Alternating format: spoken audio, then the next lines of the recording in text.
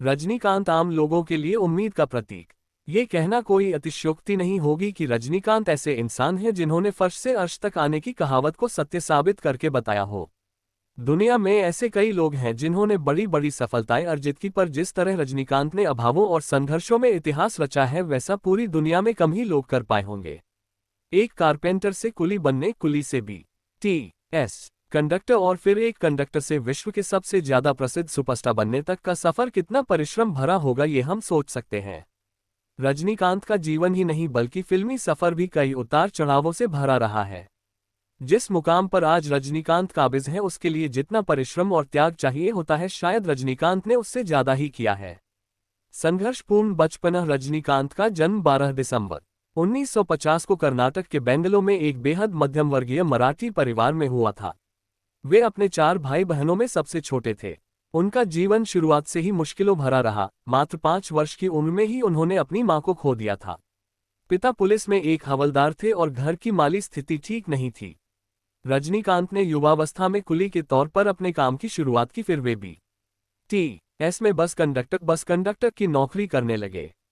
रजनीकांत का अंदाज, एक कंडक्टर के तौर पर भी उनका अंदाज किसी स्टार से कम नहीं था।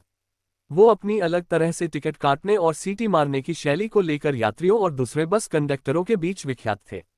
कई मंचों पर नाटक करने के कारण फिल्मों और एक्टिंग के लिए शौक तो हमेशा से ही था और वही शौक धीरे धीरे जुनून में तब्दील हो गया। लिहाजा उन्होंने अपना काम छोड़कर चेन्नई के अद्यार फिल्म इंस्टीट्यूट में दाखिला ले लिया। वहां इंस्टीट्यूट में एक नाटक के दौरान उस समय के मशहूर फिल्म निर्देशक के बालचंद्र की नज़र रजनीकांत पर पड़ी और वो रजनीकांत से इतना प्रभावित हुए कि वहीं उन्हें अपनी फिल्म में एक चरित्र निभाने का प्रस्ताव दे डाला। फिल्म का नाम था अपूर्व रागांगल। रजनीकांत की ये पहली फिल्म थी, पर किरदार बेहद छोटा होने के कारण उन्हें वो पहचान नहीं मिल पाई जिसके वे योग्य थे। लेकिन उनकी एक्टिंग की तारीफ हर उस इंसान ने की जिसकी नज़र उन पर पड़ी। विलेन से हीरो बने रजनीकांत का फिल्मी सफर भी किसी फिल्म से कम नहीं। उन्होंने पर्दे पर पहले नकारात्मक चरित्र और विलेन के किरदार से शुरुआत की, फिर साइड रोल किए और आखिरकार एक हीरो के तौर पर अपनी पहचान बनाई। हालांकि रजनीकांत निर्देशक के बालचंद्र को अपना गुरु मानते हैं, पर उन्हें पहचान मिली निर्देशक S.P. मुथुरामन की फिल्म चिलकम्मा चेप्पिंडी से। इसके बाद S.P. की ही अगली फिल्म ओरू केल्विकुर्वी में वे पहली बार हीरो के तौर पर अवतरित हुए। इसके बाद रजनीकांत ने पीछे मुड़कर नहीं देखा और दर्जनों हिट फिल्मों की लाइन लगा दी।